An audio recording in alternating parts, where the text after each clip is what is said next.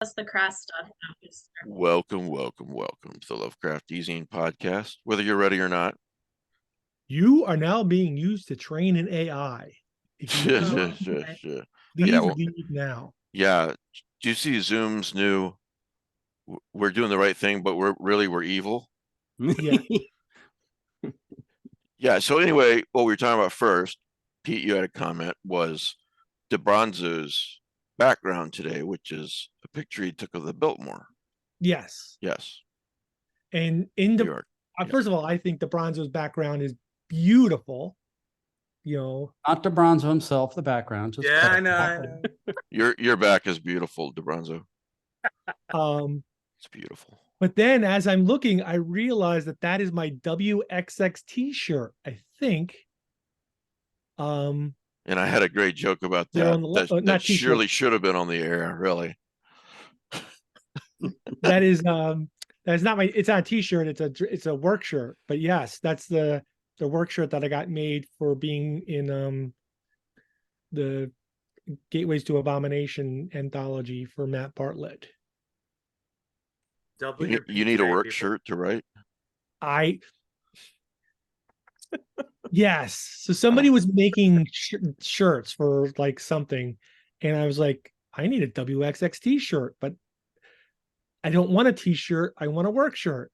So I talked to the guy, and I think I floated him some extra money so that he could set up the process to do work shirts rather than just T-shirts. And I got this one as the first one off the bat. And I like it. It's one of my favorite shirts because it's just sort of like WXXT is like Matt Bartlett's creepy radio station. It's like I always call it like the Arkham Home Companion. But So here's the Omni for those of you who are watching. DeBronzo not listening later. There goes DeBronzo. And that, as I said before, I think even my son would have laughed at that joke. I said that's you in the corner. Yeah, that's me in the spotlight. That's right. Losing my religion. Now here's the funny thing. I have pinned DeBronzo so I could see the picture. And now you can't undo it. I can't undo it. Well, that's because I pinned him for everybody. And now there you go. So go ahead and unpin him for you. I have unpinned him. See, when you do it, it's just for you. When I do it, it's for everyone. There's a lesson there somewhere, but I don't know what it is. There is. There's some huge social relevancy there, but I'm not exactly sure what it is. Robert Ottone is our guest today. I care. Hello. Hey, Robert. Hello. Thank you for having me. Oh, no problem. Good to see you. Yeah, nice to see all of you. Yeah. So how's everybody doing? A little under little under the weather, but I'm starting to get there. So been laying on the bed listening to country music, the music of pain. Mandy's father died on Tuesday. Yeah, I know. I'm sorry. And her brother and her mother came to help. And they've both gone home. And of course, they're like, oh, we don't feel well. Guess what? COVID? They both have COVID. Pete. Where'd they get that? Well, how the hell am I supposed to know? Do I look like an epidemiologist? Okay, I hope you don't get it. Has everyone in the house had it already? Well, not the new version. Oh, well, that'll be exciting. Yeah. So we're like dosing with, everything in a vain attempt but nobody's feeling ill or anything. So. No, just give yourself 5 days. What's the deal with the new version? I don't know anything about that. Well, first of all, they're calling it Eris. Eris? Eris. Like the character from Final Fantasy? All right. No, as in the goddess of chaos. Oh, good. So it's like some epidemiologist somewhere has a great sense of humor, or just has a death wish. I'm not sure which, but Wow. yeah. And second of all, they're saying it's just like a mild cold that you get for 3 days and then it's done. Okay. We should But do introductions. Go ahead, finish. that Sorry. one. but here in Florida, No. what? You wanted me to No. finish? No, Okay. I want you to finish. Yeah. So here in Florida, we have the fear of COVID. Malaria is now spreading in South Florida from the West Coast, like in the Fort Myers area across the Everglades. Mhm. And there's an outbreak of leprosy in Orlando. Well, Leprosy. okay, let's be careful. Leprosy. Let's not overstate this. All right. How many people have leprosy? You know, that's not I think something they you said catch. like a dozen. You One don't catch is that too many. easily. It's very prolonged contact, and it is Yes. extremely difficult to transmit. So it's not Yeah. like you have to go around and give them a bell and a shroud to warn people. Yeah. Unclean. I mean, come on, but the malaria I'm more interested in, because you wonder about, like, Oh, we all are. it's not been an issue in the U.S. in ages Right. because of mosquito control. Right. So it makes me wonder, like, has something happened to the mosquito control in the region? You know, in case someone's listening for the first Probably. time and they're wondering, who are you people? Let's do introductions and then we can, Look, if they're here, they should know. But okay. well, yeah, insult my audience. Sure. Yeah, okay. Yeah, okay. Matt, you don't have a prize. So you can just No, I introduce did yourself. have a prize, but if you ever saw anything about this, pretend you'll postpone it till next week. If anybody already sent an entry, we'll add it to the next week's entries. But I'm Matt. This is what, for those who aren't watching. It's Philadelphia, the Okay. graphic novel. It is really good. But anyway, I run movie night, and last night we finally watched the 1965 version of The Color Out of Space called Die Monster Die with Boris Karloff.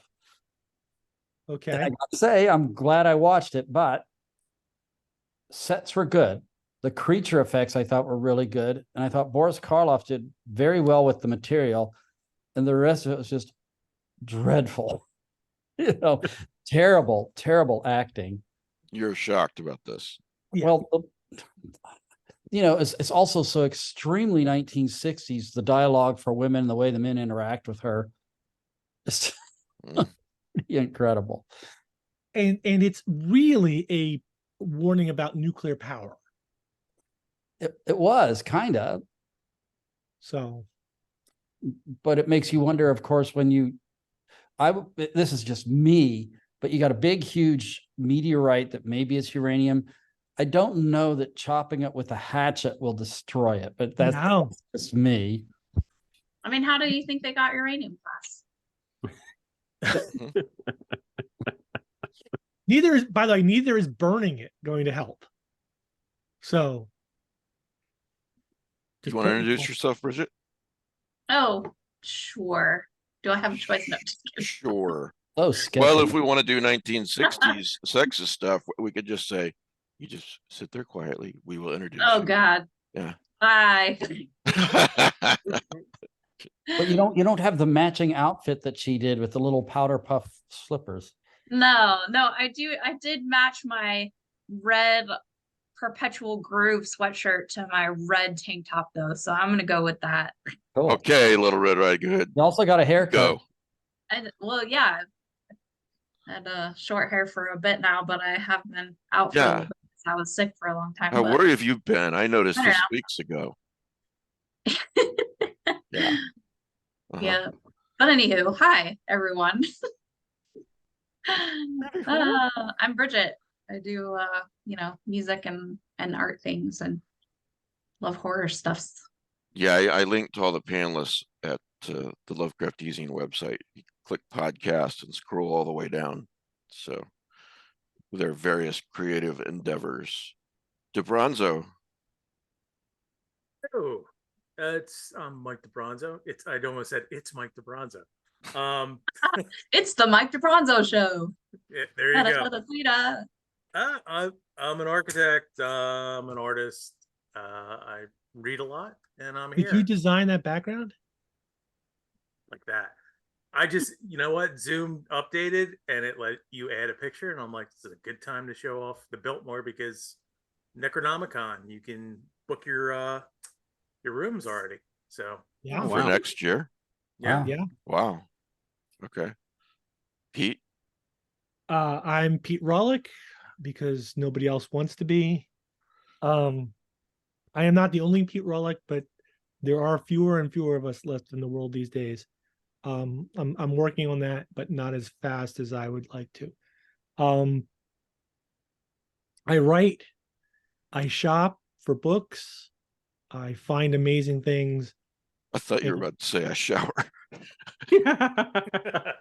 actually, not so much since COVID.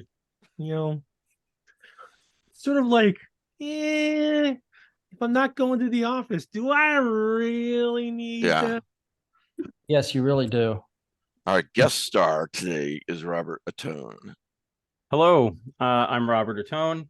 I am the author of The Vile Thing We Created and The Triangle. And I'm very, very, very happy to be here. I love the show. I listen to the show religiously. And can I Thanks, do man. like what Matt does and introduce the prize? Yeah, do Wait a that. sec, Yeah. wait a second. Wait, if you when you say you listen to it religiously, does that mean you're naked and chanting, hitting a bongo Oh, while you're listening? God. to it or That's how I something? am anytime I'm not teaching. So yeah, Oh, pants What, are a suggestion. what do you teach? I teach English as a new language. Okay. In like Yeah. adult ed or kind of thing? High school and adult ed. Oh, Yeah. okay. Gotcha. And so I have the prize this week for people who want to email prizes, right? It's easyprizes@gmail.com. there we go. And I have a copy of my Bram Stoker award-winning novel, The Triangle, which Pete Rollick was very kind enough to blurb. So I have a copy of that, which I will gladly sign for whoever wins. And I also have a copy of The Vile Thing We Created, which is my latest book from Hydra Publications. So, Well, could I That's just about say kids, we'll right? save that one. One at a time is much easier for me. okay, that's fine. Now, Rob, Boy. I haven't read that one yet, but I'm assuming it's about children. It That's is. It Okay, is 'cause, you know, indeed. that is actually a phrase I use often in my house. You are the vile thing that we have created. It is a particularly vile child in this book. So Oh, We- first of a trilogy. yeah, for the triangle. Yep. My wife and I went out for a date night last night, and while we were on the way home, our oldest teen in the house, texts us and says, "I have a surprise for you when we get home. You get home." And I'm Oh, like, "Okay, shit. first we're gonna stop at the bar and have another drink. And second, what do you think she's done to herself?" Because How old is she? Did you get yours pierced? That too. we So- have denied her a septum piercing, and we have denied her belly button piercings. So all she did What was about tattoos? What are your thoughts on that? not until she's 18, and whatever she gets, I get. Oh, I like So- that. I like that. You know, it rule. would be really cool if like at Well, I age can't wait to 20. see this. I can't wait to see the stamp on your back, Pete. That's right. Yeah, with her boyfriend's name on Okay, it. so Pete, before you finish the story, okay, there's a song by This, your Jimmy Buffett. tramp stamp's gonna say, "I love Frank" or whatever his name was gonna. I saw this interview with Jimmy Buffett, and he said he was over at a friend's house, and the daughter came home from college, and she had a huge tattoo of a Native American with an eagle on her back, and the family was just going nuts about it. Why And he was the just eagle said- on its back? She had an eagle and an Indian on her back now, and the grandma said, she was saying, "It's cosmic, it's real," and the grandma says, "Face it, honey, you just got a permanent reminder of a temporary feeling." And Oh. and Jimmy That's Buffett, true. whoa, and he took that title and he ran with it, and he wrote a song about it. Wow. So he's got, if you look it up, Jimmy Buffett, permanent reminder of a temporary feeling. Wow. So what'd she actually do? She flattened her hair. Oh. She has curly hair, and she took the iron and ironed her hair. The iron? Yeah. Yeah, she does. Mandy doesn't have one of those flattener things.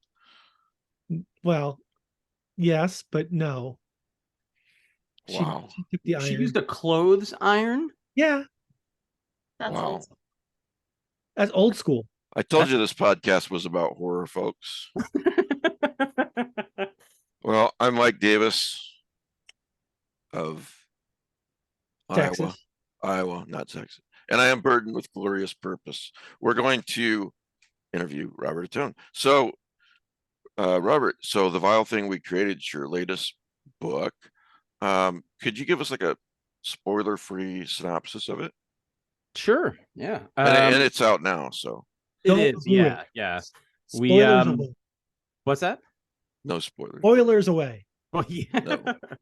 So it's about a young couple who sort of feel as though a lot of their social circle is kind of constricting. A lot of their friends have had kids and they've started to exclude them, and they've always been child free. They've always been more interested in spending time with each other, going on vacations and stuff like that. And Well, they to be clear, sort of- this is the Vile Thing that we created, not the triangle. no, not the triangle. Okay.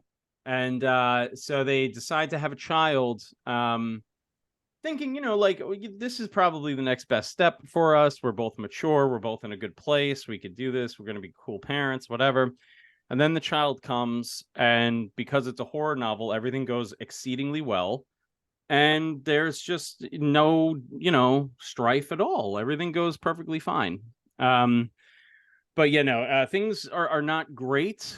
And they sort of have to sort of deal with the results of the vile thing that they created. They don't know quite how to deal with it. And they're in it together. It's very different than like a Rosemary's Baby thing where clearly Rosemary is being gaslit the entire time. That's not the case here. These two are very much in it together. It's just they're kind of going through hell before they can, get through it and see the light. You're muted, Mike. Boy, I am muted. Wow, haven't done that in a while. What was the genesis of this book, Robert?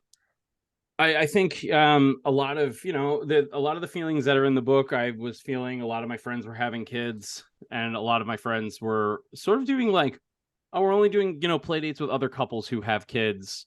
And I had a couple other guy friends who were child free. Now I there's only like two of us left who are child free, and we were kind of like, well, we're not cool enough to hang out anymore, I guess, because we don't have kids, and like we're not getting these invites to just come and hang out on a Friday night, and we're not getting these invites to parties and stuff anymore because we don't have children. And I remember feeling like that's a little unfair. I've known these people since kindergarten, like I don't get it. And I enjoy their kids. Like their kids are funny and sweet. So I just didn't understand the exclusion. So it came from a very real place of like being hurt by that. So that's kind of where that came from. And then I started thinking more about it, and the concept of like friendships is changing and evolving and stuff. And it came from a place of hurt, but it kind of allowed me to work through some of those feelings I was having at the same time. I wonder why they make a choice like that. I mean, if you're just going over for a party or drinks or whatever, Yeah, it doesn't seem to make sense. it's very strange. I remember thinking at the time, I was like, well, I'm happy to like, I would love to come and hang out and bring a present for your child. Like, that just sounds fun. I don't know. There's a bouncy castle. I'm going in that, but I also like how you keep referring to it as child free. Like, okay, we're not infected with the children yet. We're trying not to be, I've got the mask over my face and everything. Well, I can say it's a weird feeling too when you become an empty nester, because I've been dealing with that the last year too, and it's another change where there's some other friends that are soon to be empty nesters or are empty nesters, but then there's still a lot of friends who are also like having young kids and stuff too. So it is a weird thing to navigate. And then there's being the empty nester and the fledglings still come and like feed like hogs at the trough. So, you're not a parent, right? No. Yeah. My wife and I we've decided we're probably not going to have kids. We might adopt when I'm a little older and you know, once we want to move from Long Island. So like once we're like a little more settled in a few years and have a little bit of extra money, then we might consider adopting. Was it, it seems like to me it would be very challenging to write a book about being a parent when you haven't experienced it for yourself. You know, this is kind of a very hard thing to say. Well, I know I said this to Mike Griffin years ago when I first met him, because he had written a story for me for the Lovecraft e-zine, and this just when I was just getting to know him. So he picked me and Joe up at the airport for the film festival one year. It's like 11, 12 years ago, something like that. That's in San Pedro, right? No, this was Portland. Okay. So anyway, in the car, I just complimented him on the story again, and I said, you know, I asked him if he was a parent, and he said no. So my point is, with all that, is that I complimented him on being able to write a story about parenting. You know, I'm extending the same compliment to you without being a parent, because this is the thing that's hard to say without being condescending. Mhm. That before you're a parent, it's very, very hard to, it's almost impossible to understand it. And unfortunately, a lot of people who are parents still don't understand it. But it's just one of those things that, you know, you have to experience. So, you know, when I read a story like yours or Griffin's, that, you know, parenting is central to it, I'm curious, how did you overcome that stumbling block, because it is a major one, and write Yeah. such a great story, you know? Yeah. It's interesting too. Like I was able to talk to a lot of my friends who are parents, and I was able to talk to my sister she had twin kiddos, boy and girl, my niece and nephew. So I was able to talk to her. I was able to talk to some other friends, family, friends of my wife's as well, about their experiences with having kids and going from not having children to having children. And then I also thought a lot about, because like at least here in New York, there's a very heavy emphasis on teachers, almost being an extra parent, which is very like very interesting to me, because it's like, that's not my job. Like I just want to teach them English, you Right. know, like, which I Right. love. Like I love my students, and like I was thinking about this the other day because I'm teaching summer school. I'm teaching driver's ed in summer school, and I missed it. I had to take a day off, and I found out that they were in a small accident. And I got very upset by this, and because I said to my wife, and I was like, I don't know why I'm getting so like upset thinking about them in an accident. She's like, because you care about them. Like you're very Yeah, protective of of your course. students. Like you always have been very protective of your students. And I'm like, huh, yeah, all right. So I guess like What, you know, I'm, I'm sorry. I'm sorry to interrupt. I just want Yeah. to get a feel for, you teach high school? Is Yeah, that I right? teach high school as well as adults. Okay. Any particular grades, or does it vary I depending on teach the, mostly 11th and 12th grade. okay. I have some Um, younger kids as well. I have some 9th and 10th graders sprinkled in, but because it's a program where there's a lot of interrupted education, sometimes they don't last the whole year and they have to go to another school or whatever. So right. they don't stick around as much as the 11th and 12th graders do. Or if they do, if they are there, they leave and then they come back like much later. When you say you teach English, do you mean as a language, or you're an English teacher? As a language. Okay. As a Well, language. my wife is an English teacher, and Mhm. yeah, it's just like you. She cares so much for her students.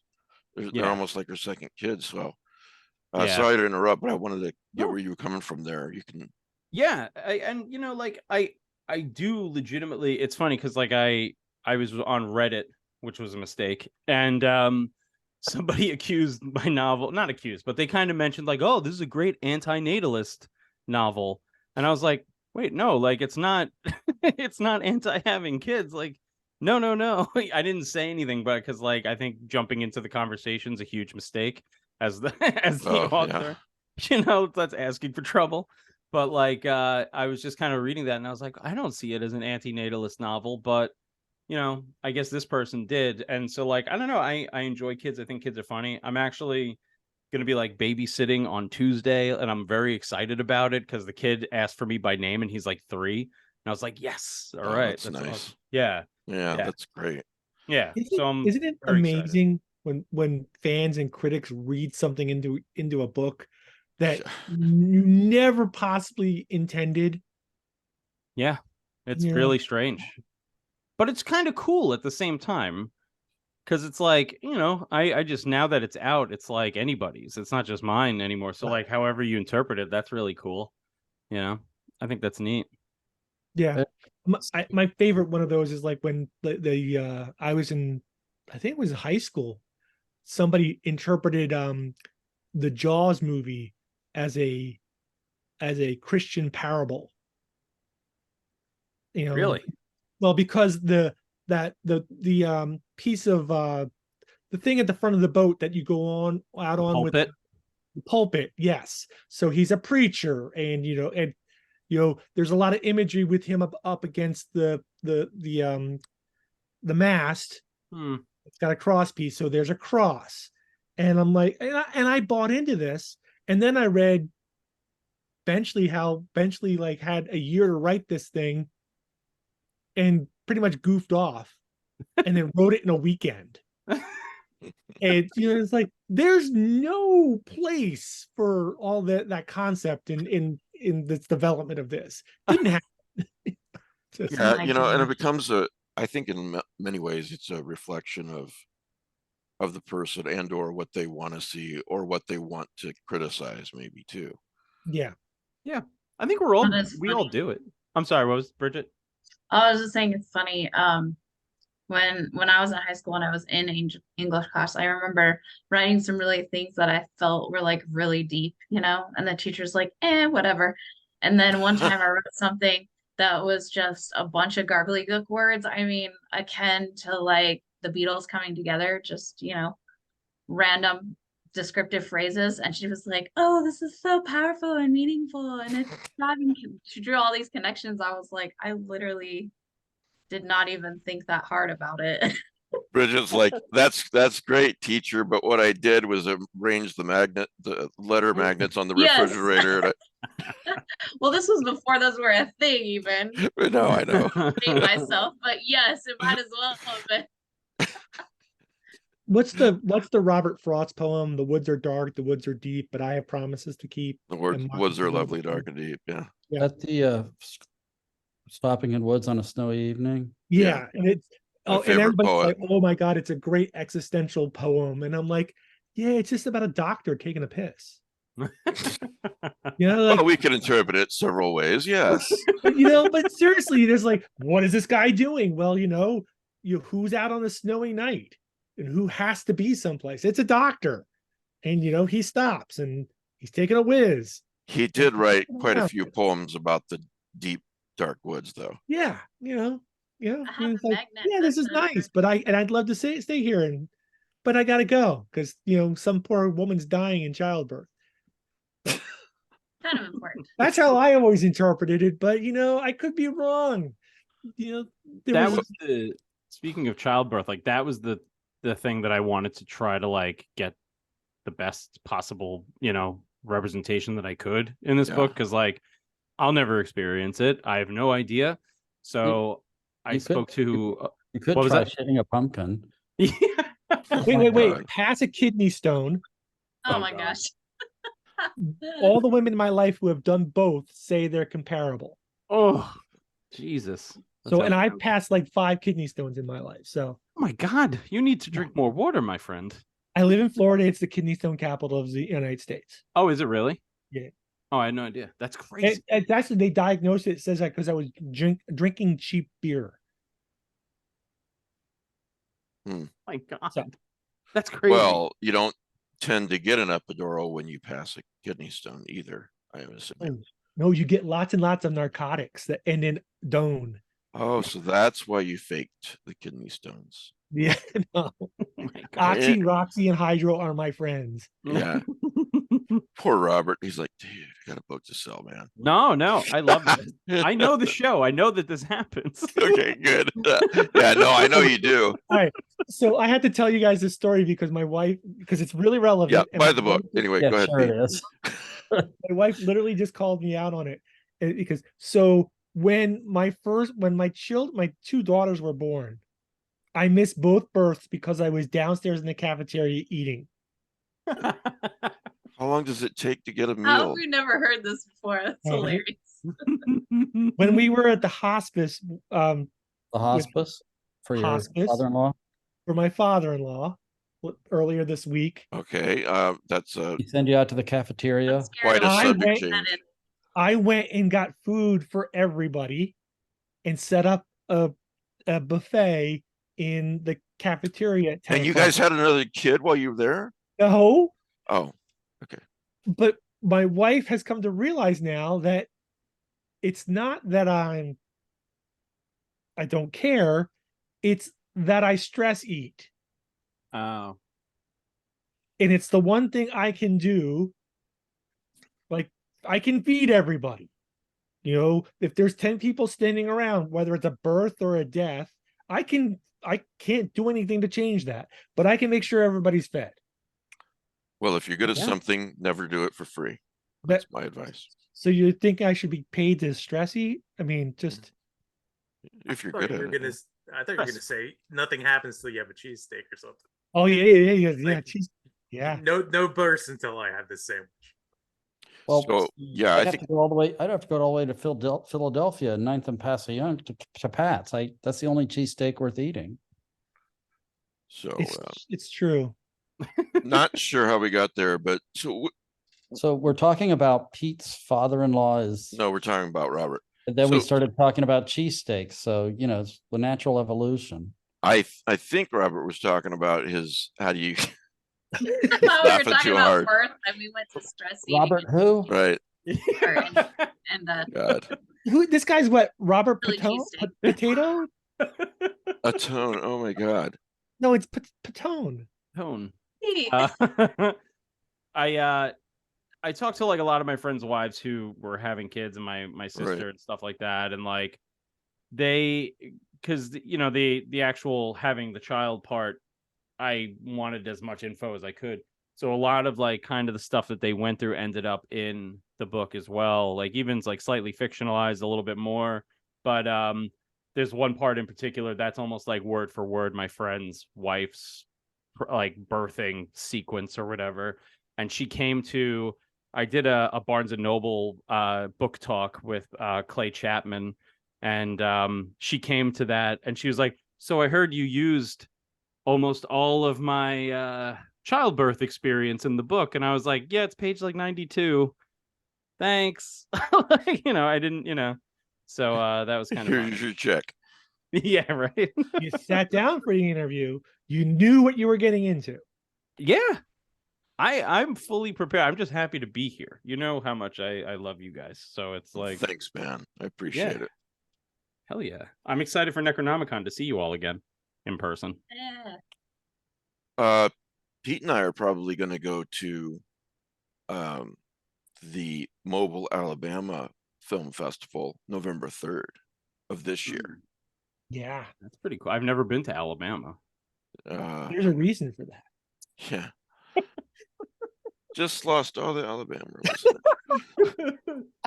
Yes, but you gain people from Florida. That's not. Never mind. Well, because we don't even we don't even think of that whole panhandle thing as Florida and Alabama. We just call it Flabama.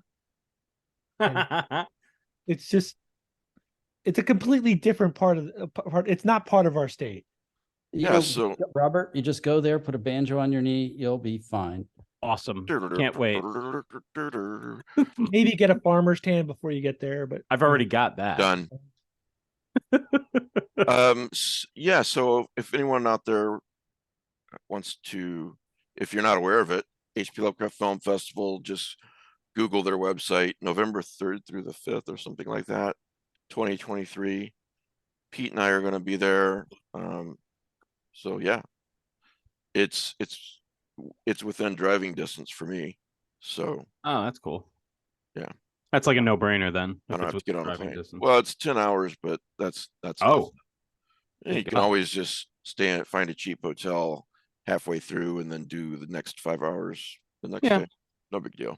I'm gonna do Necronomicon completely next time because I was only there for the day. Yeah. Oh yeah. Well, just be advised that the film festival, they don't really get around to telling you what's going to be at it till like just before practically, because right now they're frantically attending to their film festival in Portland, which is like next week. Well, I don't go there for the movies anyway. Well, so just you won't be able to buy tickets or get information for a while yet. For mobile, you mean? Yeah. Even for Portland. I mean, I was able to go to the hotel and get a reservation, but that was because I knew what the hotel was, not because it was available with a link on their website. Pete, I think Gwen said they already have a hotel, right? Yeah, For I think it's the Holiday Inn, downtown Holiday Inn. And there's a very old theater or Yep, the classic. Sangre Theater, which I think means blood. Yeah. It's a sangre, not sangre. Well, okay, so Robert, I really want to commend you on, writing about something so well that you don't have. It is hard to imagine being a parent. I mean, it just is. And especially if you're a man trying to imagine, what women go through to get us all here on the planet is incredible. Thank you. Yeah, if men had to give birth, the human race would die out in the next 5 years or so. Right, I'm very fortunate. I had Evie Knight, who is a gynecologist. She was able to read the novel too, and like point out like the accuracy of certain things, the inaccuracy of other things. So she was very instrumental in helping me with the book as well.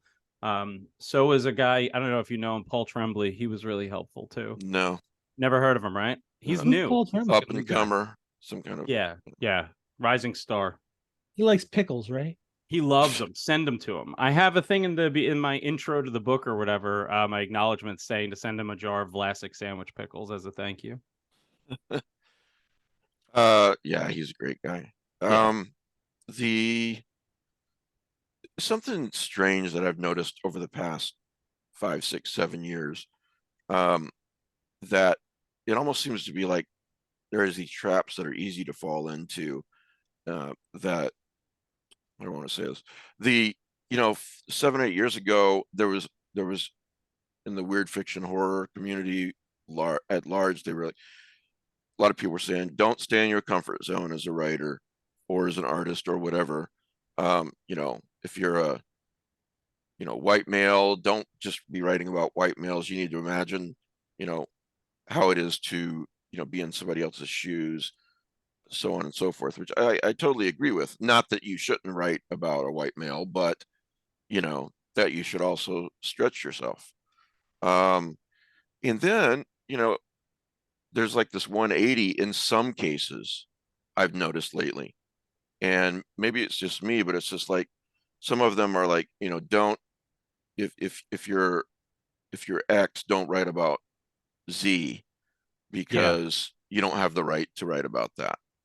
And that I don't agree with. And I do strongly feel if you're writing about whatever, a woman and what she goes through, or a Native American, or whoever, whatever gender, tribe, nationality, ethnicity, or whatever, you just have to come at it from a position of great respect and do your research. Yep. So sensitivity readers are important, people to, accuracy readers and stuff like that. All that stuff is super important. Like I'm all about using, readers who have specialized knowledge about something that I don't have specialized knowledge in, like I just want the work to be as good as it possibly can be without upsetting anybody, well, I want to upset you in terms of the horror, but I don't want to upset you for all the wrong reasons, Yeah, well, I'm glad we're sort of reaching a middle ground, like of course you can write about that. You can write about whatever you want, but be respectful, Yeah. you know. And so yeah. Anyway, great job with it. Thank you. You're in your not prologue, but just little notes at the beginning of the book or whatnot. You wrote something very interesting for pregnant women. You want to repeat that? Yeah, I said to all expectant mothers, you might want to sit this one out. Uh, I had one book reviewer who read it while pregnant, and she was like, I'm actually going to have to come back to this after I've had the child for like a year.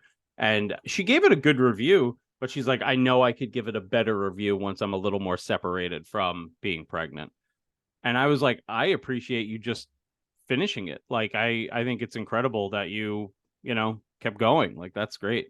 I'm always thankful for anybody reading it. It doesn't matter, like 1 star, 2 star, whatever. I appreciate it. Her name wasn't Wendy, was it? No. I was looking at your reviews on Amazon. Here's one: expectant parents beware. So, yeah, I mean, I've had to put books aside for various reasons through my life. So yeah, that's fair. Yeah.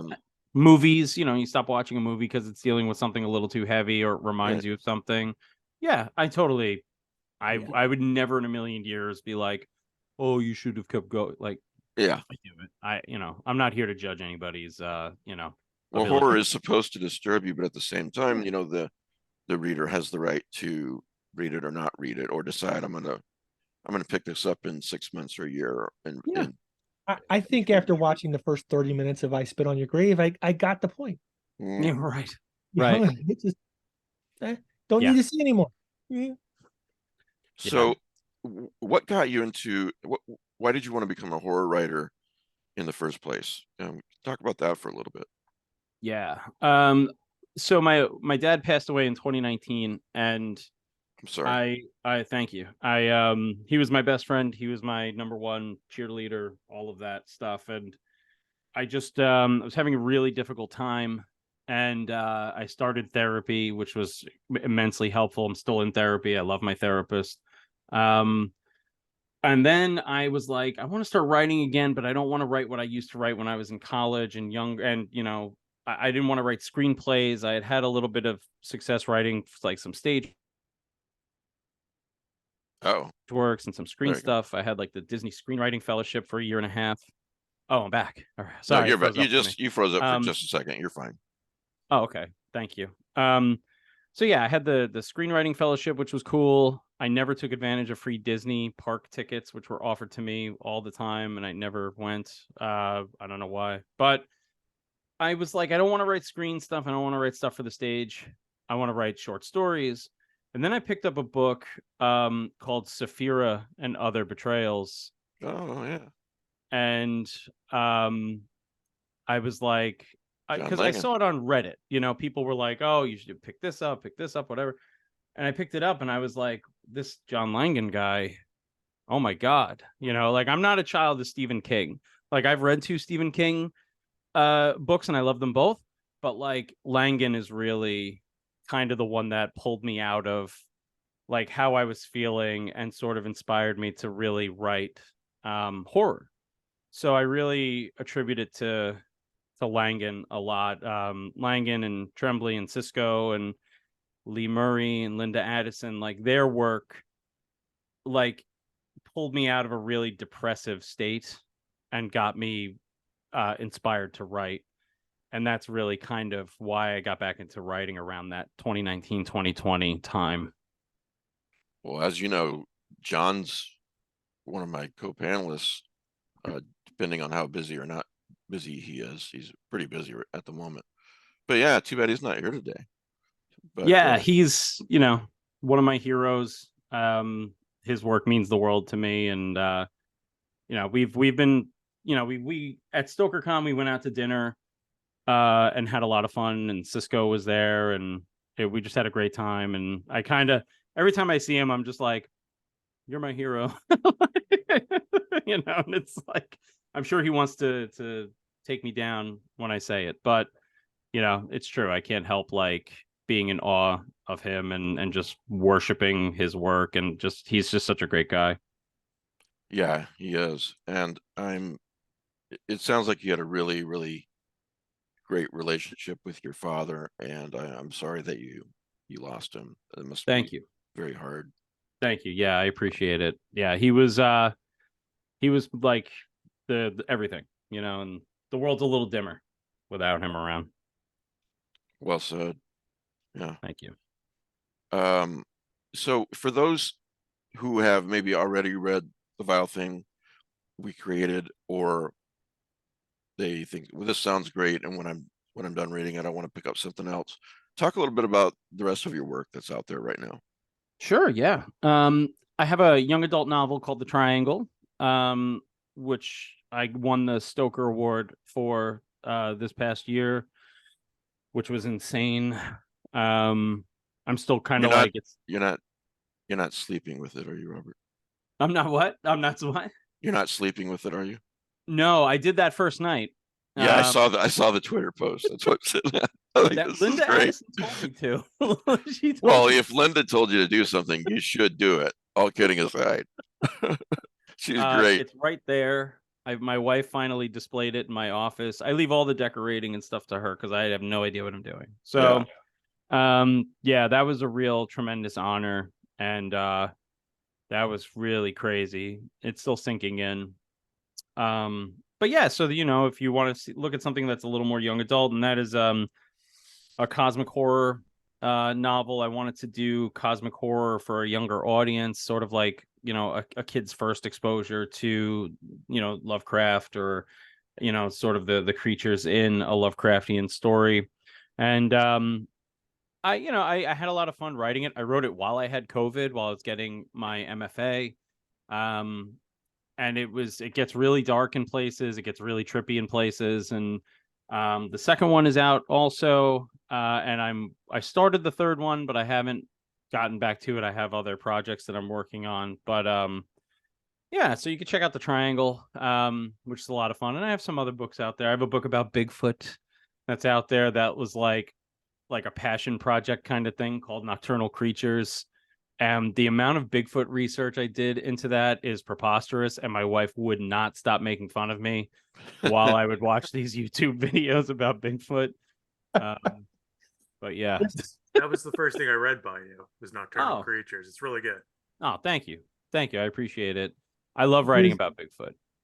A friend of mine debunks cryptos, cryptids, and he showed me this paper once that somebody published, and it's like, their premise was that Bigfoot migrate in the winter, that during the winter they come down off the top of the mountain, they come down onto the lower part of the mountain.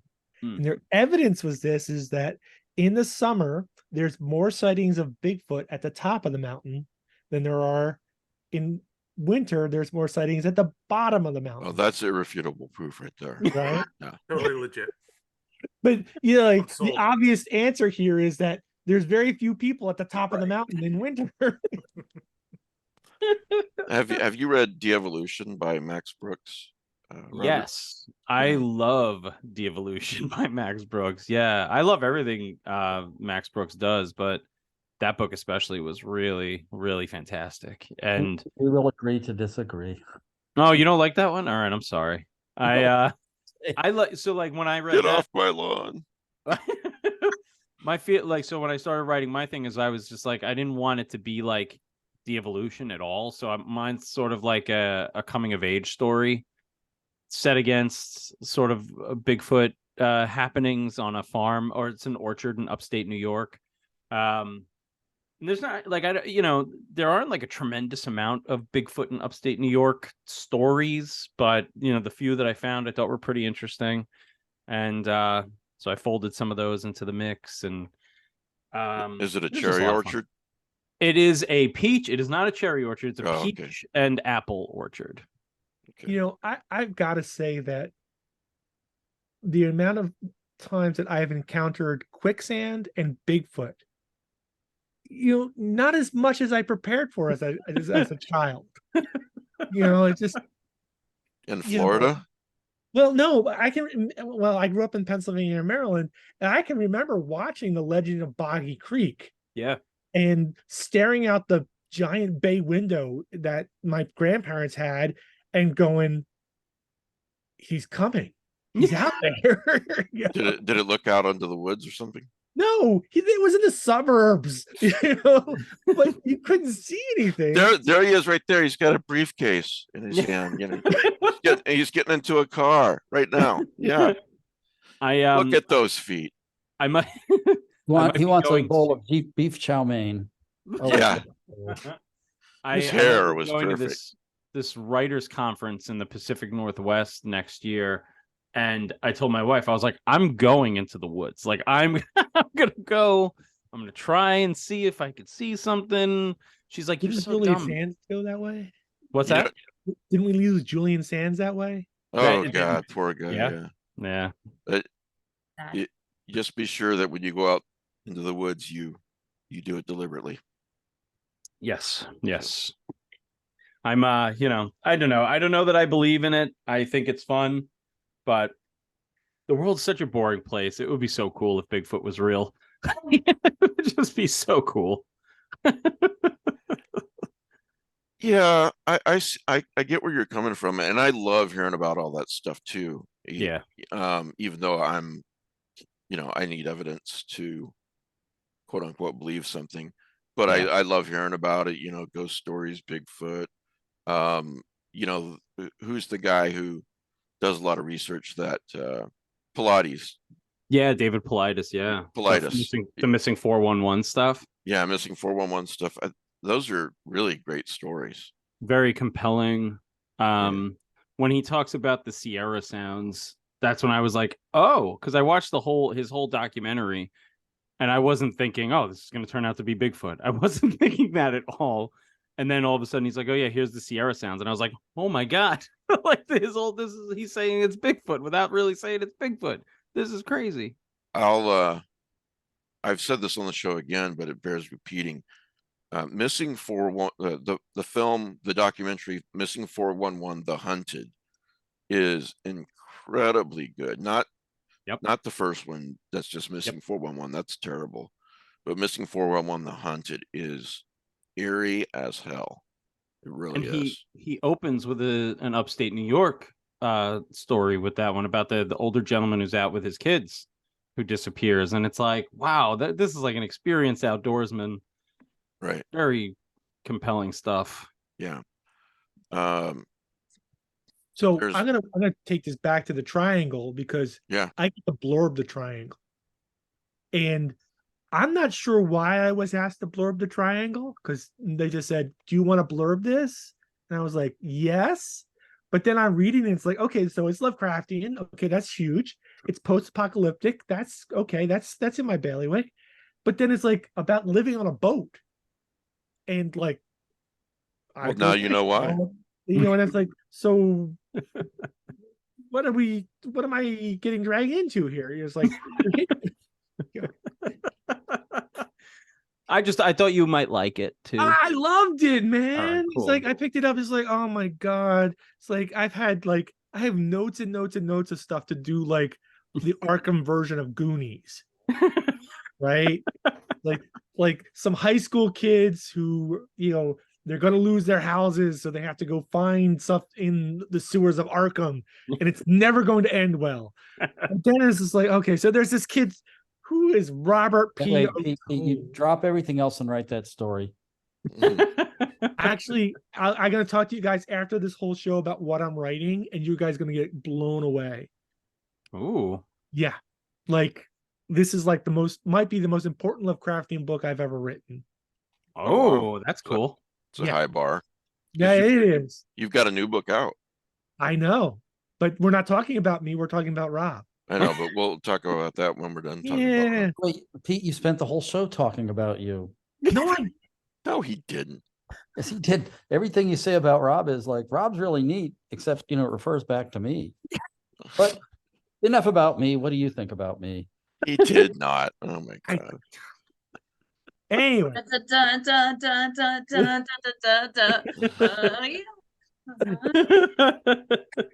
2 men go in, 1 man comes out. So Anyway, Robert, I'm reading this book and like, fuck, this is really, really good. so yeah, add these books to your TBR, folks. There's that scene in High Fidelity where they're listening to that the tape that the skater punks have made, and it's just and they're just sitting there stunned. Yeah. It's just like, this is really, really good. Now that is Oh, a I review. appreciate That's a blurb. Yeah. This is really good. It's, Yeah. and that's how I felt. Just like, shit. This book Well, is thank you, man. so great, man. No, because it young adult literature, particularly for cosmic horror, is really hard to do.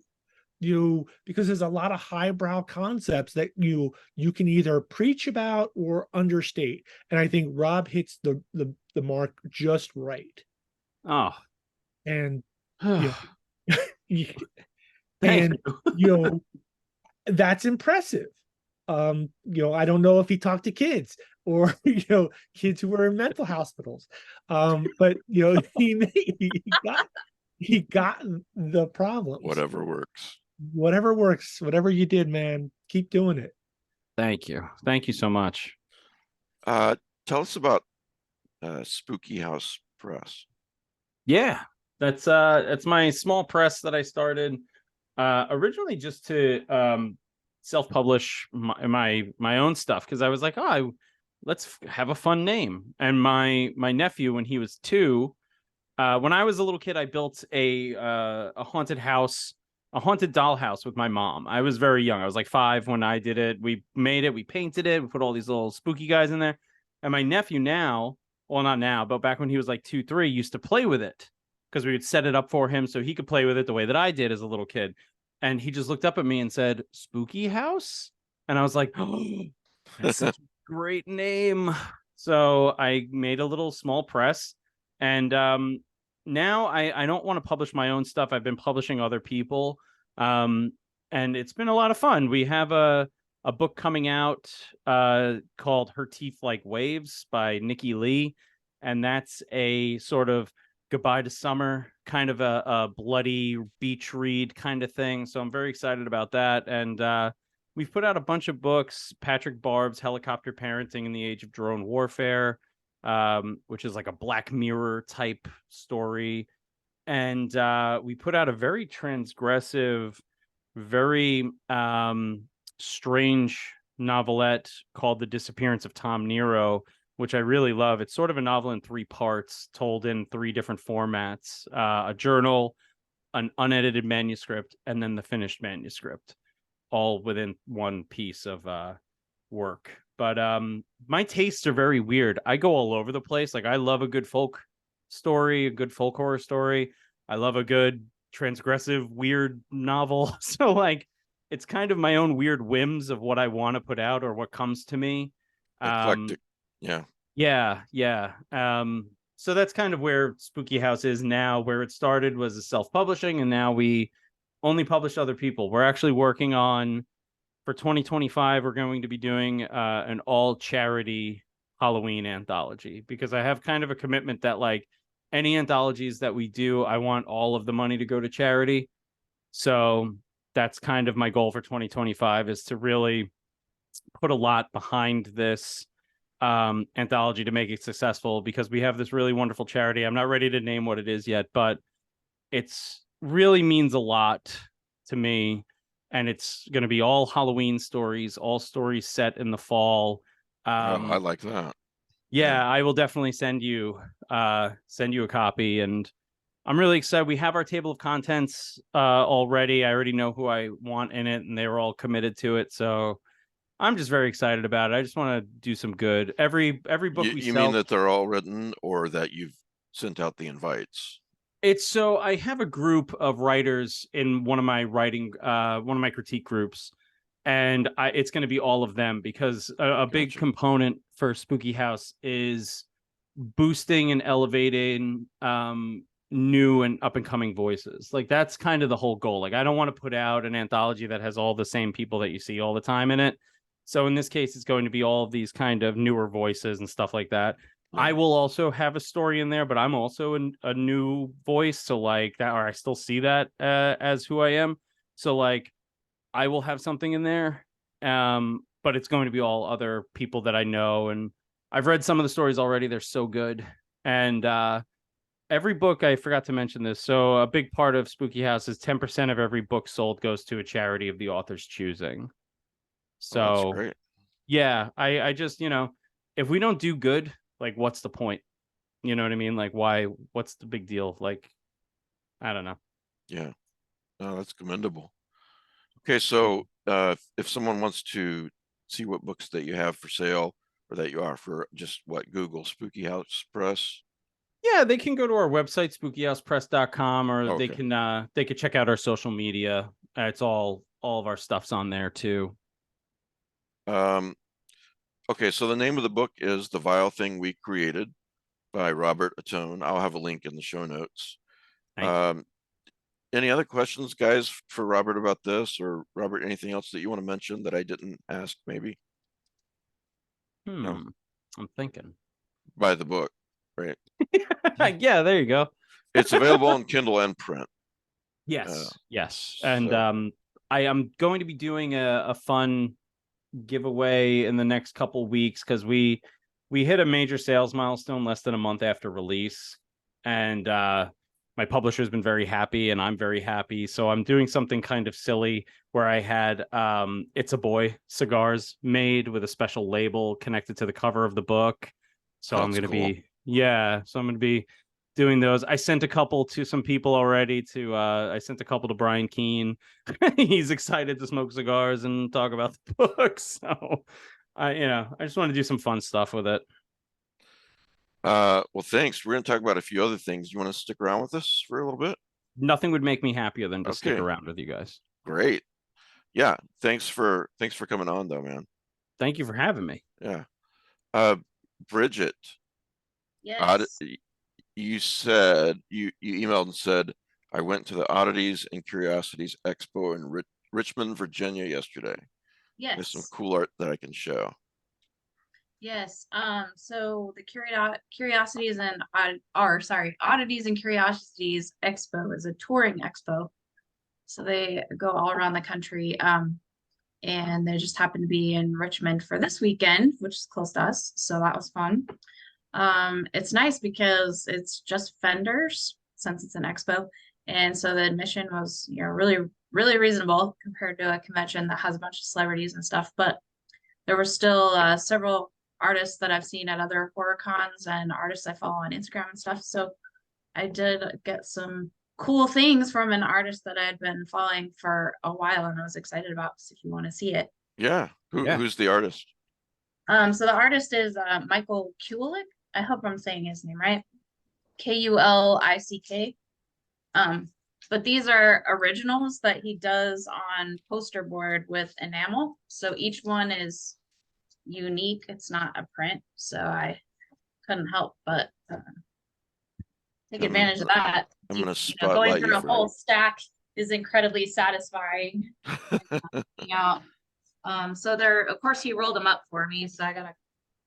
I'm on his website right now. This is some cool looking stuff. Yeah. So this is. Oh wow. Nice. Oh, that's awesome. Yeah, that is awesome. Who did that, Bridget? Michael Kulick is his name. Kulick. Yep. And then this is one I got for my horror office here, which is all purple and black. Let's see if here we go. Get it right side up. Okay, for those who are listening, it's like a skull looking thing. Beautiful the first work. one was The style reminds me of Daniel Sarah. Yeah, it's very, very free. Since he uses the enamel, it's very. Wow. Yeah, that's awesome. Grippy and splattery and all that amazing stuff. How did you discover him? I've been following him on Instagram for a while, just kind of randomly, I think. But then I saw his booth yesterday. I was like, oh my goodness. Made a beeline to go dig Yeah. through the stack he had of these, which is Got any more? no, just those two. Since they're originals, they're not cheap. Oh, I And bet. rightly so. Yeah, no. But yeah, I also found some jewelry there, and they had a lot of like taxidermy and bug type things, which I'm not super into, but I did get a framed leaf bug because those are kind of unique. And yeah, it's a really interesting expo. I enjoyed it. So we don't Like, just I add to your just looked it TBR up. here. We add to your here's some art you can purchase. Yes. What, I Matt? Yeah, actually just sure. looked it up. Unfortunately, it doesn't come anywhere near me, but they have like 6 or 8 shows a year. Yeah, Cool. I think there's even more than that. Yeah. Yeah, his Um, drawings are really on his website. His drawings are really great. I'm such too. a sucker for cool art, and like we have no wall space left in our house. That's kind of where I was at too. I was like, oh, do I really need any more art? But then I saw his booth. I was like, well, I can't pass that up because, like I said, they're original. I mean, he has some of them that are similar, but no one is exactly the same. So Yeah. it's like, dang it. That's awesome. So Then that'll have to y'all probably see in a future episode. It'll be up here on the wall somewhere. It's haven't nice put on the feeling having an wall. original too. Mm-hmm. Yeah. That's awesome. I'll link to his website in the show notes too. So yeah, thanks, Bridget. Yeah, he had one that was I think I'm trying to think if there was any particularly Lovecraftian-y ones that he had. I can't think of anything in particular, but he did have some Black Death ones that were really neat. So yeah, check it out. Are you watching Silo and reading the books? Or Yes. okay, you mentioned that you just started reading the books too. Yeah, I finished season 1. Has anybody else watched it yet? I've watched the first like 3 episodes of Silo. Oh my gosh, it's so good. So then of course I had to read the books to, while I'm waiting for a second season. Right. And uh this isn't really a spoiler, but where they decided to end the first season of the show is only a third of the way through the first book. Oh wow. So yeah, I'm just about to the end of the first book. It's a trilogy and it's really good. It's one of those books that I think will have changed me after I finish the series because it's very profound, and I can't really say much more than that without spoilers, but That's an amazing compliment though. That's what's the name of the first book? It's called Wool by Hugh Howey. Wall, W-A-L-L? Wool, Wool. Oh, Wool, right. Mhm. And the author's name again, I blanked on it. Hugh Howey. Hugh Howey. Okay. I'm gonna have to pick it up if it's that good. It is really good. It's There's an omnibus sci-fi, edition. existential, yeah, apocalyptic, all those things. Could you tell the audience, for those who haven't seen Silo, kind of a little spoiler-free synopsis of why they should watch it? Yeah, so I'll try to kind of keep it to like what the blurb for the book is too, but it's basically that the very first episode and the very beginning of the book, basically everybody that you know of is living in this silo that's deep in the ground. And one of the most cherished rules they have is that if somebody asks to go outside, their request will be granted. But basically they're sent out to clean, it's called, and they're put in like a spacesuit kind of thing, and they go out and they clean with wool, which is why the first book's called Wool. They clean with wool the cameras that allow everyone to see the apocalyptic landscape. And then they pretty much die before they get over the crest of the hill. That's all that you can see. Right. And so there's so much more to it than that though. But it's the sheriff that gets sent out to clean at the very beginning. And so then they have to elect a new sheriff of the silo, but they've been living in there for hundreds of years. And there's it's hundreds of stories deep in the ground. Yes. Yes.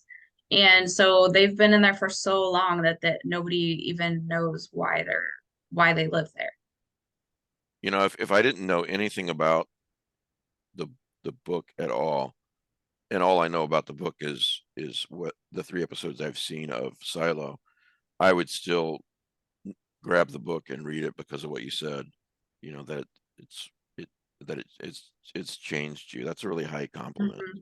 The writing is really good, and you know, for somebody who grew up like Cold War stuff and like having to live under or being taught, you know, to sit under your desk and Duck and cover. of emergencies and stuff like that. Yes, and it's kind of a huge what if kind of thing, but because those desks, man, they were made of some amazing materials. They can block a nuclear blast. Would not save you, but yeah. those desks, no. They were good for tornadoes, nuclear weapons, thunderstorms. Oh yeah. Armed assailants. Absolutely. Yeah, but that's not to say that dogs living with cats. I mean, mass hysteria. Yeah. Yes, but that is to I say like it's not you, Rob. necessarily I like you. war. Sorry, what, Bridget? It's not necessarily a nuclear war novel, to be fair. Yeah, you don't really yeah. know what happened. You just know that the air outside is toxic. So What is this on? This is on Apple, right? It's on Matt Carpenter's favorite channels. Apple. I spend so much money on streaming. It's just another And one. the Changeling is also Yeah, I going to know. be on there too. And I may have to drop a couple services to get Apple. yeah, why don't you drop Netflix and get Apple instead? I like just that. canceled my Doesn't- Apple. You just did? Well, you know, Literally Victor like a Lavelle's week show is going to be on in September, right? What's that? on Apple, Yeah, Victor Lavelle. Yeah. His show is going to be on in September on Apple. That's with Lakeith Stanfield, isn't that right? I think. I don't know. I just know it's yes, that is correct actually. Yeah, that's going to be incredible. The Changeling trailer sees Lakeith Stanfield trapped in a fairy tale turned horror story. Oh, I didn't know the trailer was out. That's awesome. Oh, is it?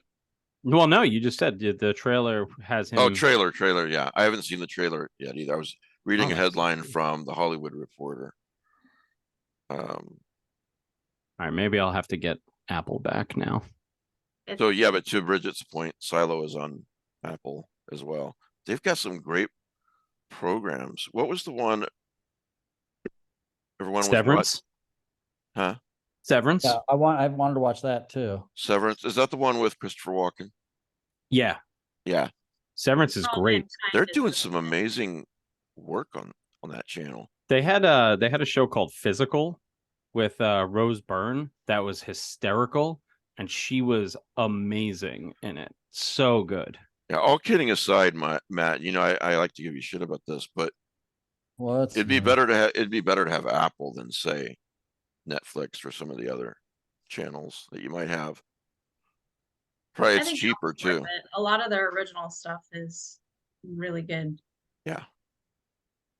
But I have an Apple TV, so it's just kind of it's convenient for me anyway to stick with that. But yeah. Well, I'm glad you brought that up. I was gonna.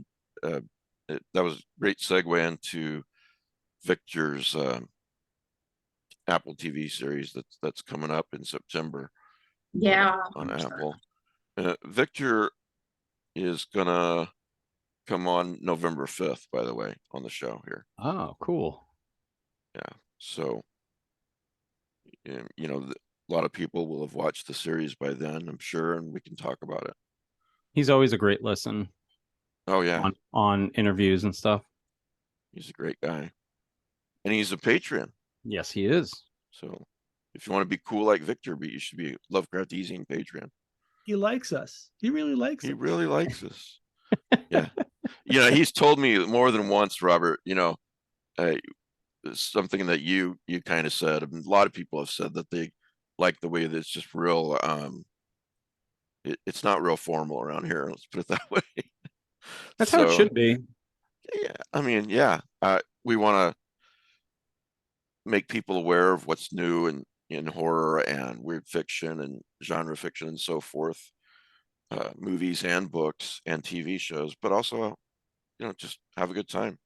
Yeah. I'll tell you what, one of the best compliments I've ever gotten, I just received an email this week from John Coyne, Coyne.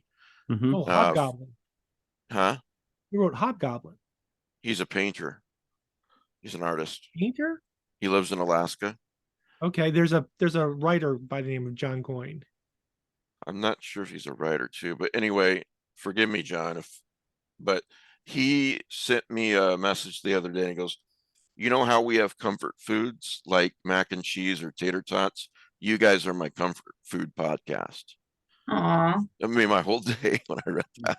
Does that mean like we're fat and made with a pound of butter or something? Uh-huh. Yeah, sure. Ruin Butter it for makes me. everything better. Mhm. We're salt, fat, and butter, right? That's My wife's a chef, so yeah. That's all. Well, Matt, let's see. Matt's the salty one. Nice. It's the fat and butter. By the way, Bridget, Like You are- butter. That's gotta be DeBronza.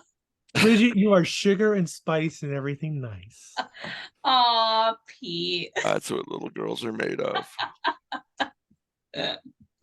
Pete's made of, The spice is, of course, cayenne, but okay. Yes. was it frogs and tails and puppy dogs? Except in Pete's case, it would be Snakes and crocodiles, snails and puppy dog tails. alligators, whatever they have in Florida. I don't know. We got alligators and crocodiles. Oh, We do got you? both kinds. Wait, do you have crocodiles? We do. Oh, there's a reason why it's Invasive called God's crocodile? waiting room. What was that, Matt? Are they invasive? No. They're very Native polite. crocodiles in Florida. Very Yeah. polite. I did not Crocodiles know. used to They're magnificent, beautiful creatures. Yeah. Yes. in fact the As long as you You- don't try to pet them. Right. Yeah. Inspiring.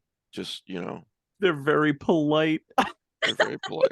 not only do we have crocodiles that are native, we have American crocodiles, which used to range up into like the Carolinas before we slaughtered them. We also have Politely some eat you. invasive Nile crocodiles, which have interbred, which are larger and more aggressive. So, Florida's just a hellhole. You need some Australian salties. Ones that get 25 feet long. Sure. Oh, God. A couple years ago, somebody lost some. They were false cobras. I think that's False? what they were called. False cobras. They're So- only a little deadly. Yes. And we have Gambian pocket rats. What is that? Pocket rats. They're rats that have pockets in their cheeks. But So they're were big brought over- hamsters. yeah, they're like big hamsters, except they carry the plague. Well, in Iowa, we have corn. Pigs. It's Knee high by plague, 4th of plague. I July. lived in Denver, and there was endemic plague in the prairie dog populations. Yeah. Just someone gets plague every once in a while, and it doesn't become an epidemic. We got antibiotics. Yeah, look, little Johnny's got the plague this summer. You're doing it for the good of humanity, little Johnny. Well, don't go out and shoot. Don't go out to the ground and start shooting the prairie dogs for fun. I mean, come on. Yeah. It's easy enough. Yeah. No, we were So, talking- yeah. We have Wow. I rats. completely forgot what I was going to say before all that. But yeah, the changeling. Yeah. Yep. Yep. Get rid I, of Netflix. Matt. Victor Laval. Did everybody here see the Meg 2 by any chance? I'm not. gonna I'm say sure not gonna Pete watch did, it, but I I don't have watch not- No. I'm No. not going to rush out and watch it, but it will stay on my list till it comes on cable. My niece, I did like an uncle and nephew day about a month ago. So I did an uncle and niece day, and we went to lunch, and all she wanted to do was go to lunch and go see the Meg 2. She's 10, so that's what she wanted to do. She was like, "Can we go see the Meg?" And I was like, "Yeah, of course we can. Of course we can." And it was fun. It was, in the way that the first one was silly and fun, this one was as well. it's kind of hard to top Jason Statham on a jet ski with a spear fighting a megalodon. Like it's very Yeah, that is acting right Yeah. there. I mean, it's something. It's definitely something. But you know, I'm Okay, so thinking that wait, Robert, you're not a parent, right? So No, of course you got parental permission. that's not. I don't worry about. better the to ask social forgiveness than things. permission. Exactly. is it He's just me or- the cool uncle. Ask permission. What the hell's it? What? No, we don't fucking ask. You can We be the don't need cool no uncle when stinking permission.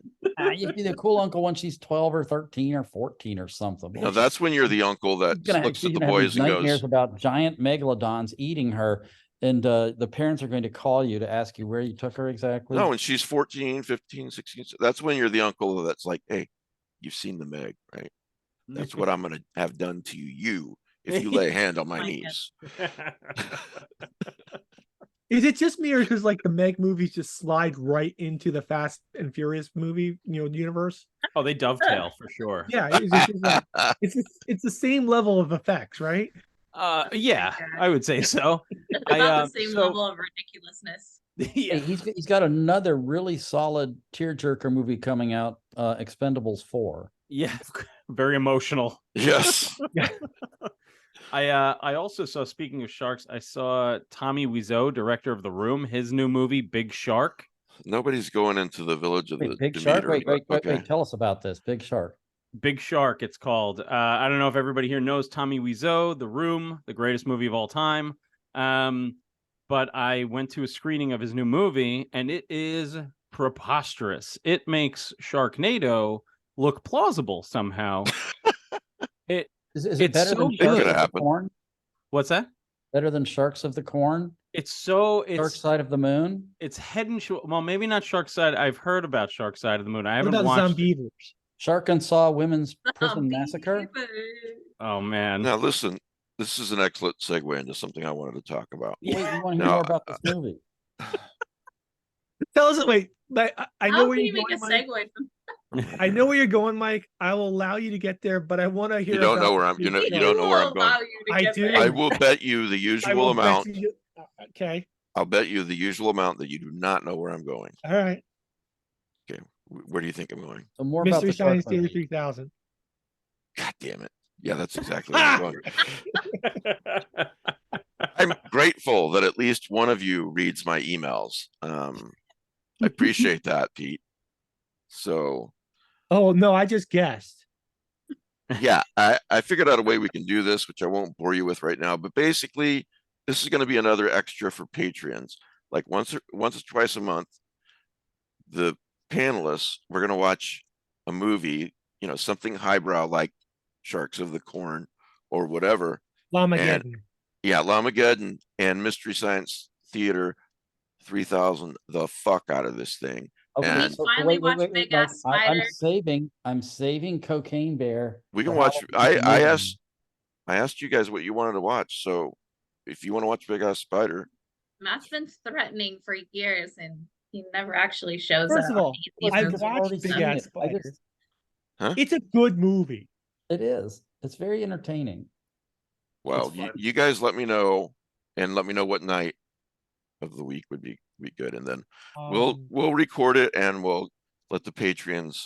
Basically, we'll say, okay, so we'll have the recording for the Patreons, and they can start the movie at exactly the same time as we do So when they're just listening work and weekends, get the Thursday nights. commentary. What? No Thursday nights. Okay, great. How about February 29th? I now know when you don't want to watch it. That's helpful. There's a site that you can use that, and I'm pretty sure it's free, that you're in control of the movie when it starts, and it streams it at the same time for the viewers too.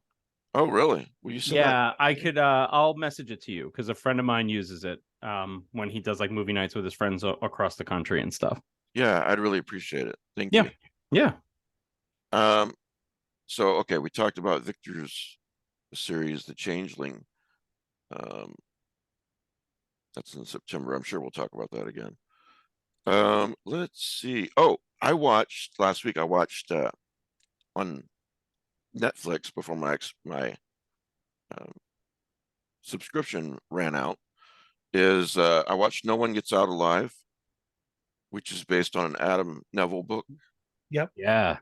And actually, it's a sequel. It's a shared universe. It is a shared universe. That's what I wanted to mention. Did you notice that when you watched Yes. the movie too? Yes.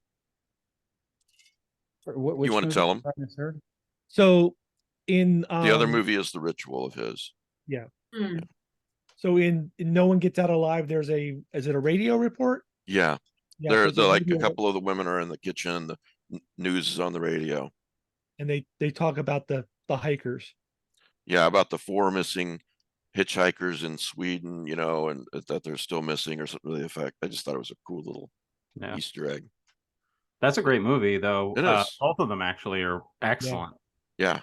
I think that Neville's creating sort of his own cosmic horror universe, but based on old gods. Yeah. Basically Yeah. the presumption that the gods that we used to worship in various cultures probably were real, and they were more horrible than we could actually think that they were. So wait, I don't see that this is They're streaming. not polite. What is it? No One Gets Out Alive on It's Netflix. on Netflix. Yeah. We watched it on Easy Movie Night a handful of months ago, Matt, I think. He doesn't remember what I don't remember watching that. It's really good. it's about Illegal aliens. what do you want to say, a boarding house? It's really kind of a Oh, okay. All right. The boarding house one. yeah. Yeah. Yeah. Yeah, I like what they did with the ending too, if you remember that. Yeah. So yeah, It has the I guy- enjoyed it. I think it's the guy from The Outsider TV show is in it, that he's like sort of the villain in The Outsider. He's in this also. I think he runs the boarding house with his brother. Oh, I didn't realize it was that actor. Yeah. What else do we got? Okay, so Aaron J. French, I think most people are familiar with him as an author and an editor. I will link to this in the show notes too, but he's doing, there's a new book out that he's edited. It's called Azathoth Ordo Ab Cheo. I'm sure I'm saying this wrong. This is the first in a series of anthologies devoted to the Lovecraftian gods, which I think is a really neat concept. So he's gonna, each book's gonna focus on a different one. Let me see if I can find this email. It's from Journal Stone. They were the ones who published that anthology a few years ago, The Gods of H.P. Lovecraft. Which he also edited. And I think this is part of, he's thinking this is part of sort of the same thing. Yeah, okay, I've got Aaron's email here. I'm now working, I'm quoting Aaron now. I'm now working on a series of anthologies based on the Gods of H.P. Lovecraft book I edited with Journal Stone. I plan to produce a single anthology for each of the gods in that book. The first one based on Azathoth was just released a few days ago. So it's out in Kindle and print, and I wanted to make everybody aware of it because besides being a great guy, Aaron is a great editor and writer as well. So Thanks, check Mike. that out. That's a good thing to know about. Yeah, absolutely. I Well, that's part of our job here, right? I have a new collection coming out with Journal Stone, and they have been yeah, nothing but sweet to work with. that's good. Wait, but we asked you what else you were working on. You didn't say anything. I know. I felt bad. I felt like I was talking too much. Yeah, we don't like Not the more than guests to me. do that. I'm here. There's a Pete's here, guest and you think you're promote talking themselves too at much? all. Yeah. Look, you can be a guest here if you want, but no promotion. I don't want to talk about your crappy books. Nothing. No. Jeez. Yeah. October. No, what's the name of the collection? It's called Wrapped in Plastic and Other Sweet Nothings. Oh, is that Ooh. alluding to what I think it's alluding to? You David know Lynch? it is. Yeah. All right. Heck yeah. Nice. I knew you would get a kick out of that. Yeah. Yeah, I do. So Have you ever seen Laura? The movie, Laura? Yeah. Yeah. Because that's the inspiration for Twin Peaks. Yeah. And I'm like, oh, did it's you such a good movie and book. yeah, Pete, have you ever watched Bosch, the TV series? Oh, so good. Yeah. Well, I forget which season it is. I think it's season 6, where Bosch goes to a detective that was his senior that he is now retired, but he used to work with. He wants to get some files from him and opinion from him and everything. And the guy starts talking to him about an old case that they had. And he said, remember me telling you about the Laura syndrome, and talks about it. Oh yeah. Yeah. Yeah. Don't fall in love with the victim. Don't fall in love with your victim. Right. But I recently rewatched Bosch, and I thought of you when I was watching that scene. Oh, Anybody seen the Voyage of the Demeter? I think Ben did. You He liked it. said it was great. I've listened to the soundtrack and it's awesome. Who does the music? Oh, for that? really? Bear McCreary. Oh, cool. He's killing it right now. Yeah. That's another one I'm thinking about waiting to stream it for movie night. I saw some early reviews that said it was sort of like, a waste. But Yeah. then like all these other reviews came out that said it was really awesome. I think the problem is that you know how it's going to end. Yeah. Well, of That's course. what a lot Oh, of do people you? say. There's a review on the Lovecraft Easing Facebook group. For those who aren't a member who are listening, you should look that up. Just look up Lovecraft Easing Community on Facebook. Anyway, one of the members, his name's Ian Alexander Casey, gives a nice 4 or 5 paragraph review.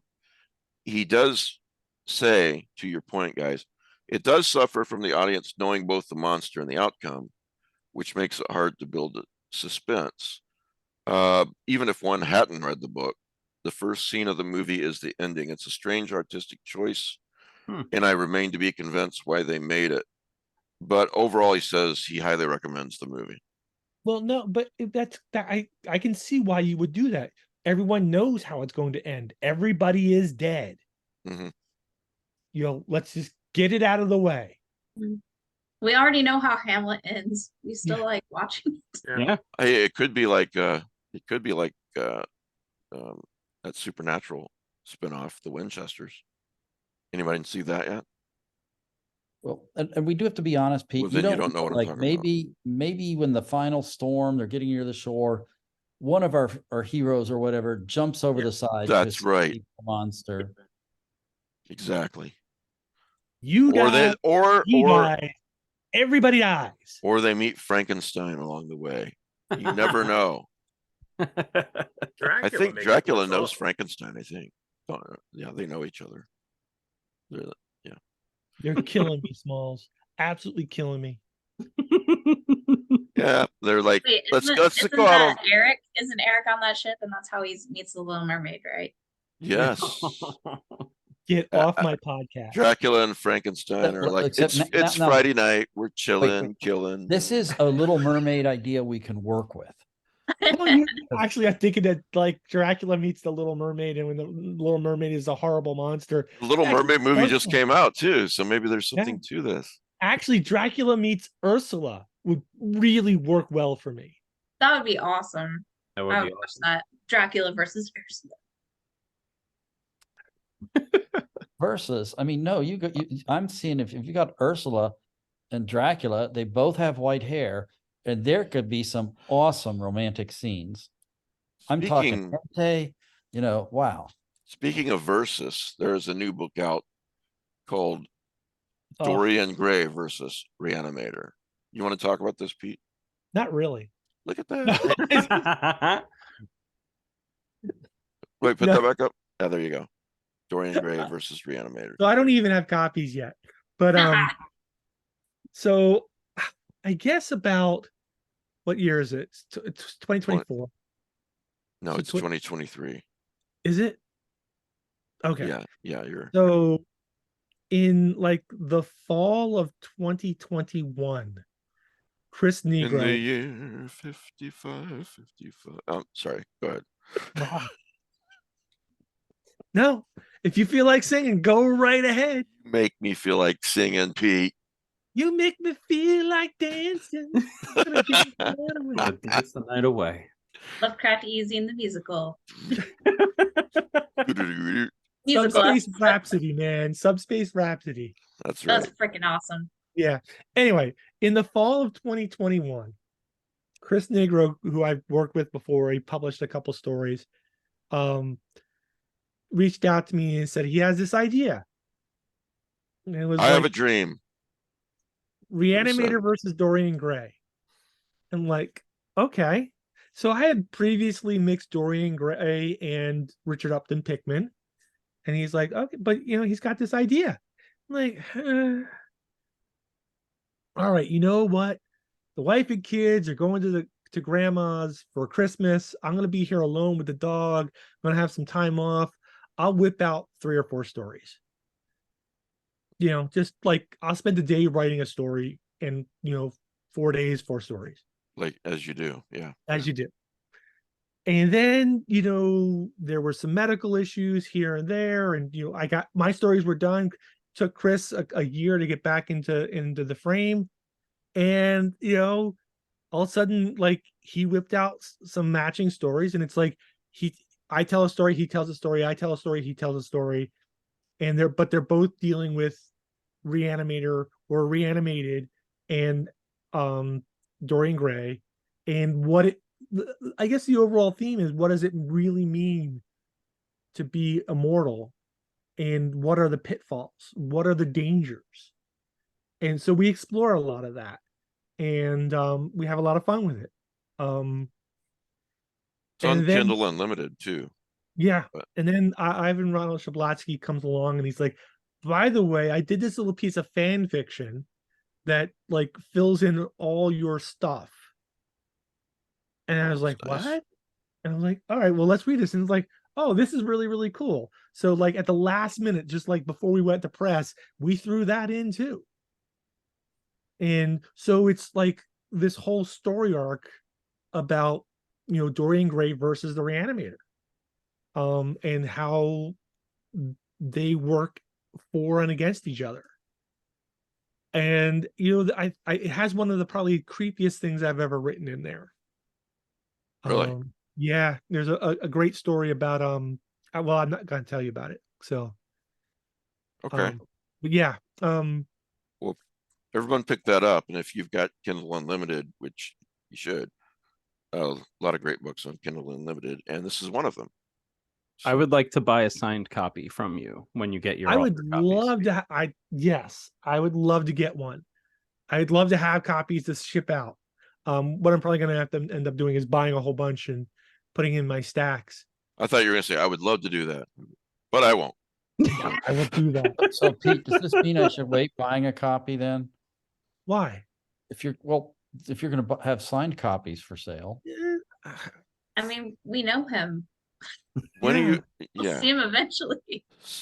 Well, maybe, but see, Support the it's poor like a lot of guy. times when I run into Pete, it's like he seems like he's ducking around a corner, or he puts his head down in a magazine or something. He's wearing a trench coat with the books inside the. Hey, you want to buy a book?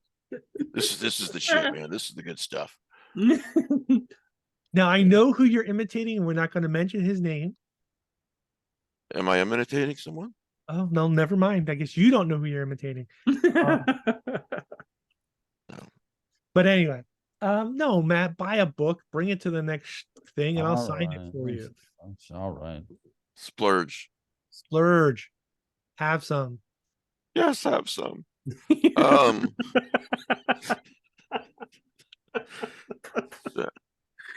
So Matt, you're watching Dark Winds. Danielle and I are watching Dark Winds season 2. Yeah, It's really good.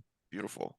I It's have Dark actually Winds. a terrific series, very intense. Each episode is ratcheting up the tension for season 2. So those of you who don't know, back in the 50 years ago, Tony Hillerman started writing novels about 2 Navajo police officers. There was Joe Leaphorn, who was in the tribal police, and I'm not sure, but I think Jim Chee was in the sheriff's office in the novels originally. But they fiddled this around for the story. And then later, when he was writing, I think his daughter said, you need to have a stronger woman character. And so he wrote in a third officer, and she appears in the show too. So she was a Hillerman character, but from later novels. And it's very respectful of the Navajo culture. Like the mysticism isn't like just lumped in there as an afterthought. It's like, it's how these people are living. And when they're speaking Diné, it's organic to the story. It comes across extremely well written, but it's also like, it's not like they're like, look at me, I'm a Navajo. It's like, it's just natural to the story that this is where it's taking place. And this is their culture and the language they use and the way they dress.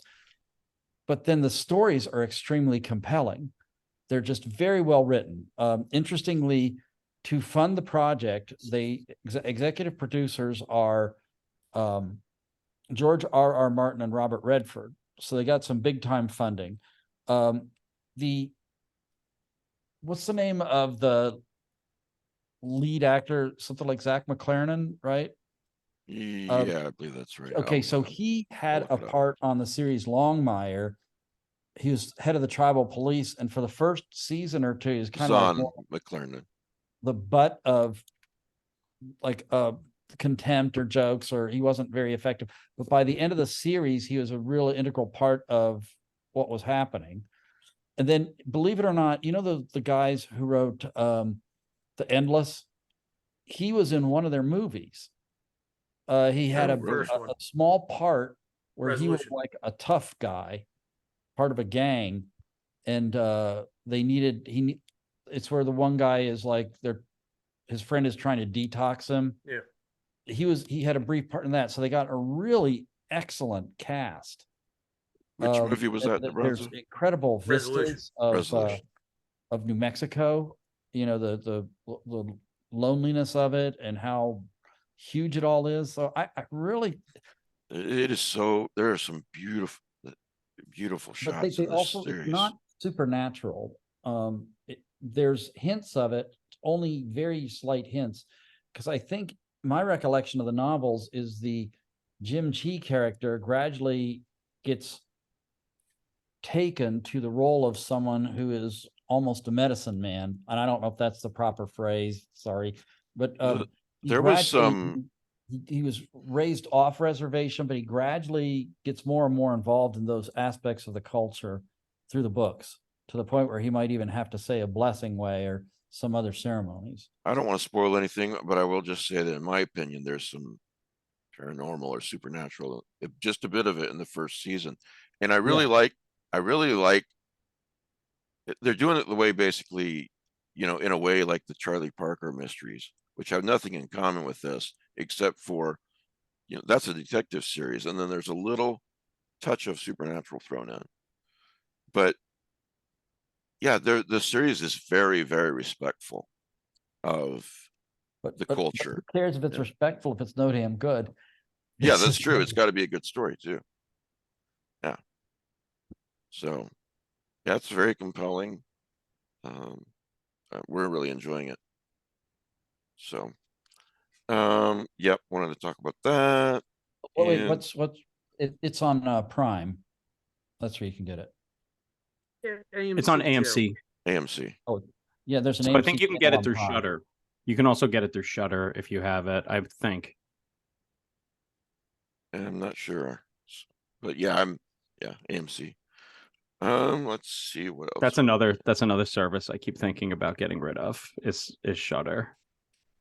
I feel bad saying that, but you're gonna miss out on Sharks of the Corn. Oh goodness. I watch Sharks of the Corn. Nobody has to watch Sharks of the Corn.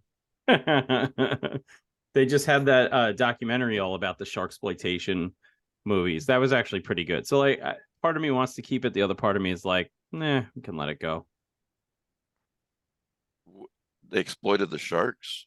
Yeah, Emily Freed's documentary about sharksploitation. Didn't that pay You're not going to tell me enough, that a movie like Sharkensaw Prison Women's Massacre is not respectful of the sharks. The only sharksploitation movie that they spoke positively of was Orca. Which I was sharks like, have a union. Not a shark movie. I know, but they said in the wake of Jaws, Orca came, and I remember as a kid watching Orca and being like, this is terrifying. Yeah. But still is, I guess. I need to see it again. But That's the only one that they were like, yeah, this one's not bad. Are the sharks in a union? I would hope so. Hey, listen, I was you know, It's the Union of the Shark. So the show is free. Shark, Obviously, a lot of people out there enjoying it for free. And that's fine. What about the people? What about the people that don't enjoy it? They probably stopped listening, is my guess. But Okay. anyway, I hadn't looked in a long time at Apple reviews of the podcast, Apple/iTunes, whatever they're calling themselves today, as long as it's not X. And I actually teared up a little bit. There's some really wonderful reviews on Apple. If you haven't left a review, leaving a review on Apple is one of the best places you can do it, even if you don't necessarily listen on Apple. It just helps a lot. And of course, you don't have to. You can just listen. But it helps the show, and it helps more people to discover the show. On the video side, on YouTube, commenting on the live chat when I do the premiere later in the day, that's great. I'm glad people do that. But the actual comments below help visibility, help the algorithm on YouTube, clicking the like button, and commenting. So just bear that in mind. I'd really appreciate it. For those of you who have left reviews or comments, thank you very much for doing that. So anything else we didn't talk about that? Josh Mallerman is going to be on next Sunday. Next week. Cool. Yeah. Yeah, so I think that's it. Yeah, that's it. That's all we got. Pete's not talking anymore. We're done. He's talking. Okay, so we're the still hell? waiting, just everyone out there, we are still waiting to hear what is going to be the list of the AMC movies for their Halloween month. Oh, yeah. Because they usually have a really good collection of frightful movies. And then we're still waiting for the announcement for the Hallmark Christmas channels too. We are? Yeah, it's just What do you mean we are? Yeah. Oh, did you see that report about Hallmark? No, what? So they've come up with a second Hallmark. plot. No, that's not true. It's a rumor, a vicious rumor. I'm but telling you, it's they not. came up with a second plot. They did Vicious not. rumor. All they did was they gender swapped people. I want you to remember that at like the tail end of last year, not only had they expanded the Hallmark Christmas movies into Thanksgiving, but also they did a couple of Halloweens.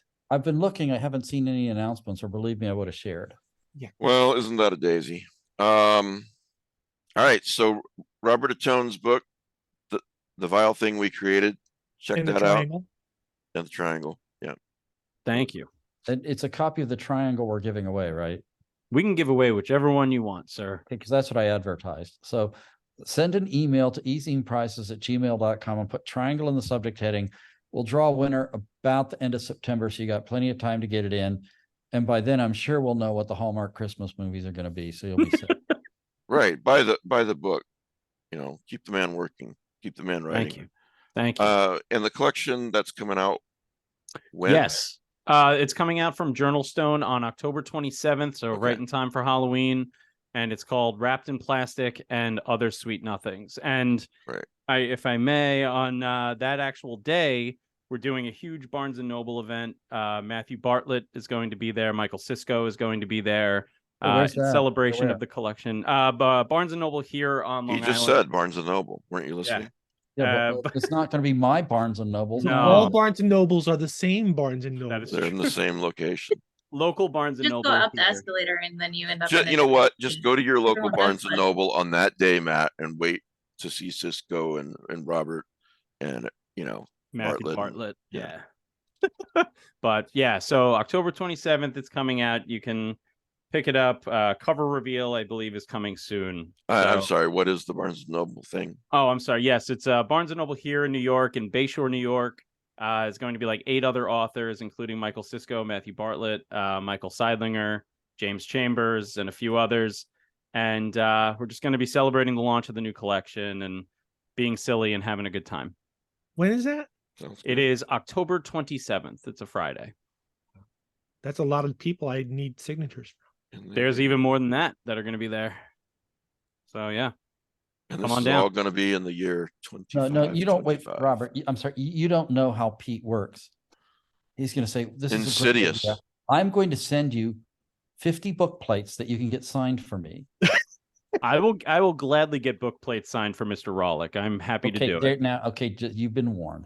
Now it's going to be 100. We kid because we love, I saw a couple of reviews. I don't remember where they're like, man, they sure do give each other a ton of shit on that podcast. That's what makes it fun. That's what friends are for.